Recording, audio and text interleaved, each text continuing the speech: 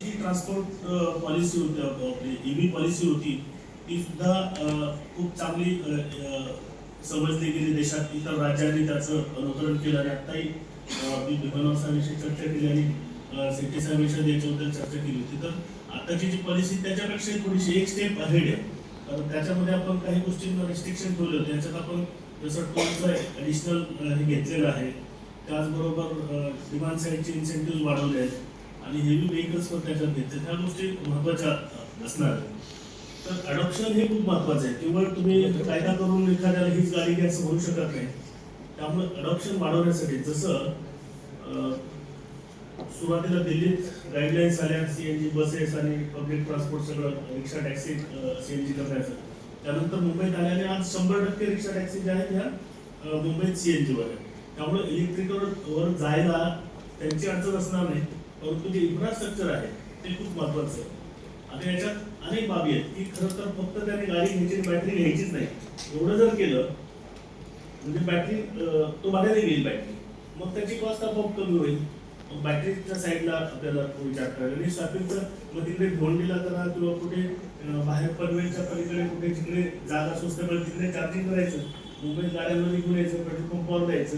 म्हणजे किंवा ज्या वेळेला वीज स्वस्त असते त्यावेळेला तो चार्जिंग करतील आणि मग त्या वेळेला ह्या लोकांनी ते द्यायची ठराविक रेटने देतील. अशा पद्धतीने इन्फ्रास्ट्रक्चर होऊ शकतं. कारण मुंबईमध्ये आजही रिक्षा टॅक्सींना म्हणजे टॅक्सीत आता म्हणजे उबर वगैरे आल्यामुळे टॅक्सीची संख्या खूप कमी झाली. मला आठवतं की ट्रान्सपोर्ट तुमचं तेव्हा 28-30 हजार होती, आता त्यापेक्षाही कमी झाले असेल. परंतु उबर ओलाच्या ज्या आहेत त्या आता वाढलेल्या आहेत आणि रिक्षांची संख्या मात्र भरपूर आहे आणि त्याची गरज पण आहे. म्हणजे सहजपणे लोकांना परवडेल अशा रेटमध्ये त्या उपलब्ध होतात.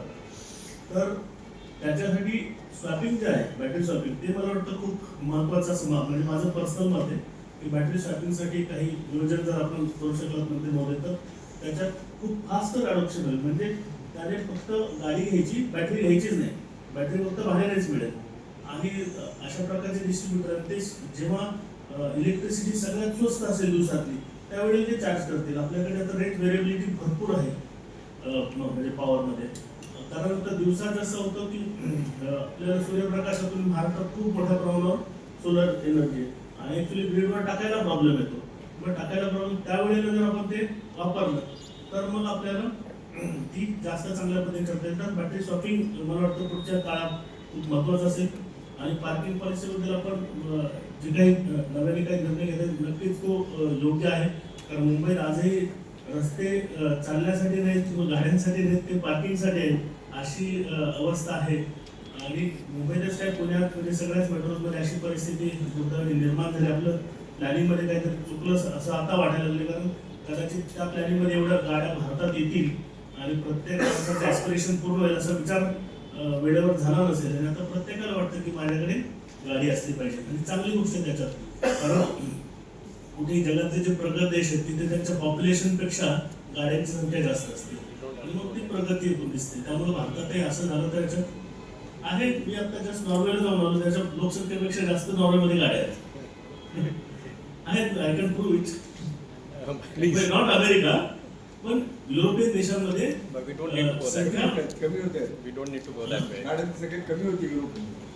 नाही आत्ताची मी आता figure Can I quote something which is very relevant because you made a statement? It's a very society. We all. ते स्टेटमेंट मलाही माहिती आहे आणि ते योग्य आहे की पब्लिक ट्रान्सपोर्ट मेट्रो येईल तेव्हा आपोआप रस्त्यावरची वाहतूक आपोआप कमी होईल.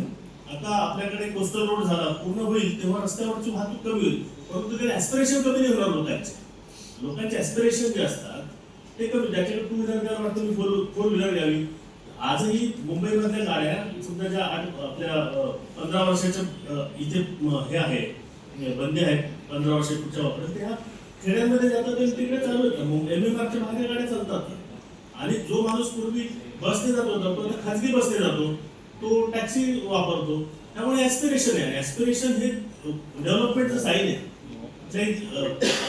कुठल्याही सोसायटीत. आता मी कालपर्यंत वापरत नव्हतो, आजकाल वापरतो. मला असं वाटतं की माझ्यात काहीतरी प्रगती झाली.